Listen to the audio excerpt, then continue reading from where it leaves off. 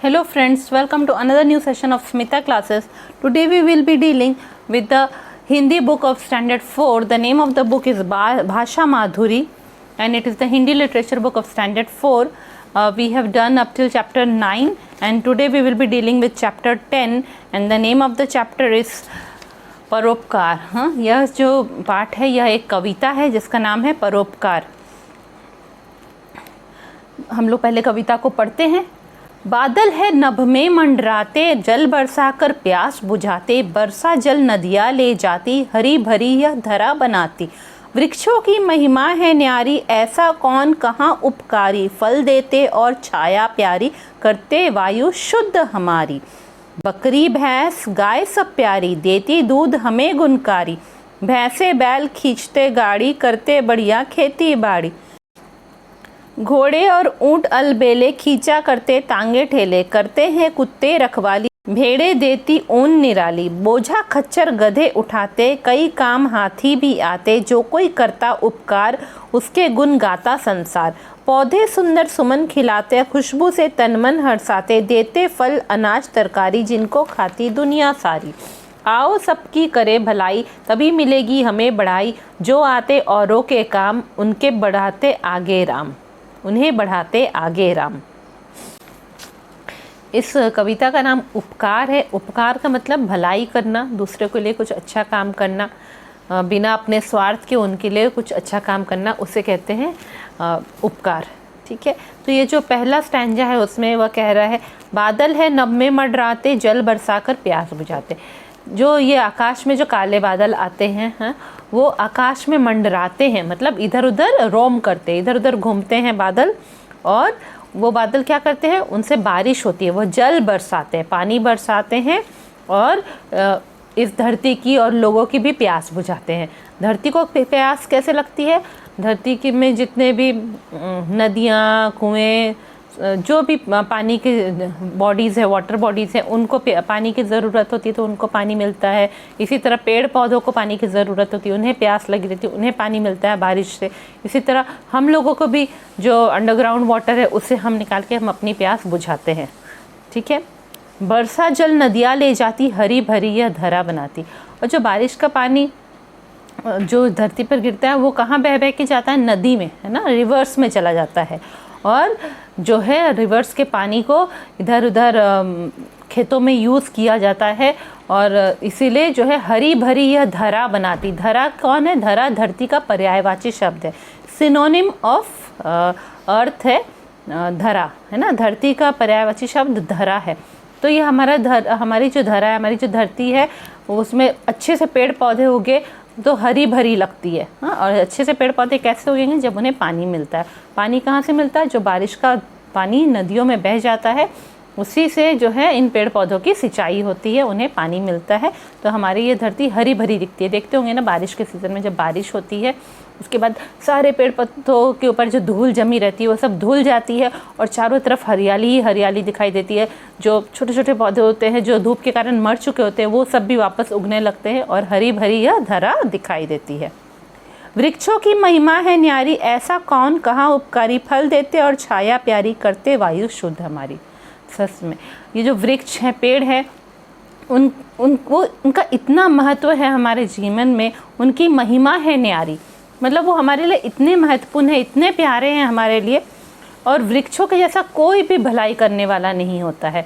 क्यों? क्योंकि वृक्ष हमसे क्या लेते हैं, कुछ भी नहीं, पर वो हमें क्या देते हैं, फल देते हैं, छाया देते हैं, हाँ, खाने का सामान देते हैं, फल देते हैं, छाया देते हैं, और वायु को शुद्ध भी करते हैं। उनसे जो ऑक्सीजन निकलता है, तो हमारी ये जो हवा जो है, वायु जो है, वह चूँकि हम लोग इतनी गाड़ियाँ चला रहे हैं तो बहुत कार्बन डाइऑक्साइड निकल रहा है जो कि पॉल्यूटेड कर रहा है, अशुद्ध बना रहा है वायु को। वो सारा कार्बन डाइऑक्साइड गैस पौधे ले जाते हैं और बदले में हमें ऑक्सीजन देते हैं, जो हमारे वायु को शुद्ध करता रहता है ना, हमारा वायु, हमारा एटमॉस्फेयर प्योर हो जाता है।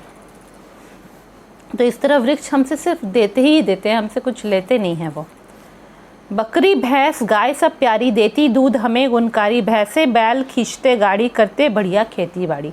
इसी तरह जितने जानवर भी हैं वो भी हमारे लिए भलाई ही करते रहते हैं, है ना। बकरी है कि भैंस है कि गाय है ना, गोट्स है, बफेलोज है या काउज है, वो सब हम लोग को बहुत ही न्यूट्रिशियस मिल्क देती है ना, गुणकारी दूध देती है। दूध गुणों से भरा रहता है, क्वालिटीज से भरा रहता है। कहते हैं ना milk is a complete food, कहते हैं ना। तो वो हम लोग को वो बहुत क्वालिटी वाला मिल्क देती हैं ये गाय, बकरी, भैंस ये सब। और साथ ही साथ क्या करते हैं जो है कि जो फीमेल एनिमल्स है उनसे हम लोग को मिल्क मिल रहा है, और जो मेल एनिमल्स है जैसे भैंसे, बैल, ये लोग क्या करते हैं, ये लोग गाड़ी खींचते हैं ना, बैल गाड़ी को खींचेंगे, या फिर भैंसे वाली भी गाड़ी होती है वो सबको ये खींचते हैं। उसमें या तो लोग बैठ के जाते हैं उस गाड़ी में, या धान अनाज के बोरे रख के ले जाया जाता है इधर से उधर, है ना।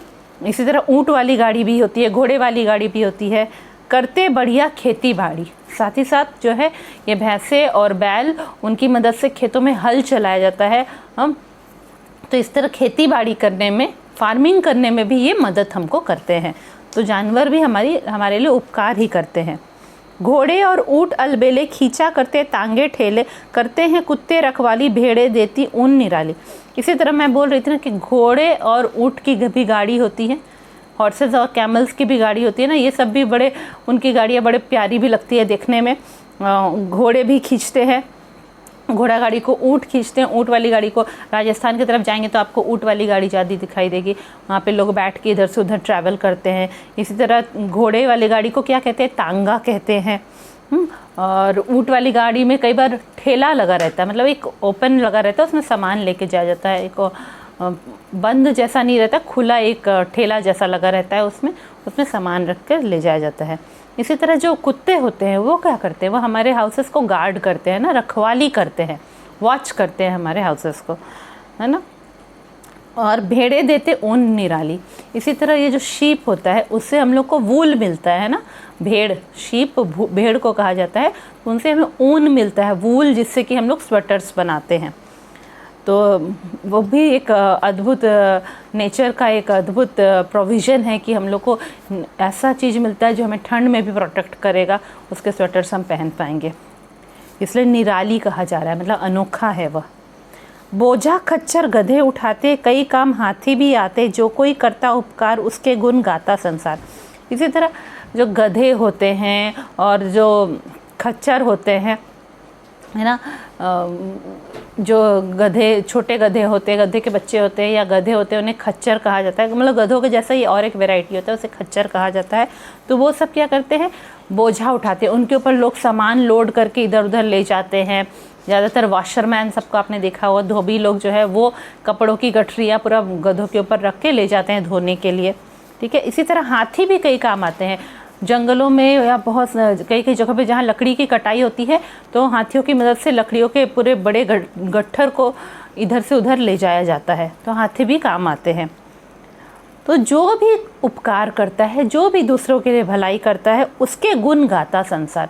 लोग उसकी तारीफ़ ही करते हैं, उसकी प्रशंसा ही करते हैं, उनके गुण को, उनके गुड क्वालिटीज़ को गाता है संसार। मतलब सब लोग उनके गुड क्वालिटीज़ के बारे में बोलते हैं। पौधे सुंदर सुमन खिलाते, खुशबू से तन मन हर्षाते, देते फल अनाज तरकारी, जिनको खाती दुनिया सारी।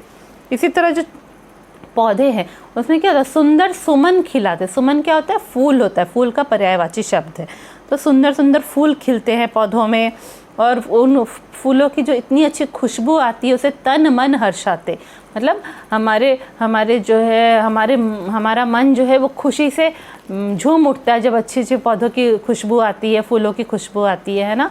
जब हम लोग ये जो है बेली के फूल, जहाँ से आप गुजरे वहाँ बेली के पौधे अगर लगे होंगे, जैस्मिन के पौधे, तो उनके महक से मन खुश हो जाता है, तन मन हर्षाते। लोग खुशी से, कई बच्चे डांस भी करने लगते हैं तो उनकी बॉडीज़ भी खुश होती है, उनका मन भी खुश होता है। हर्षाते मतलब खुश हो जाते हैं।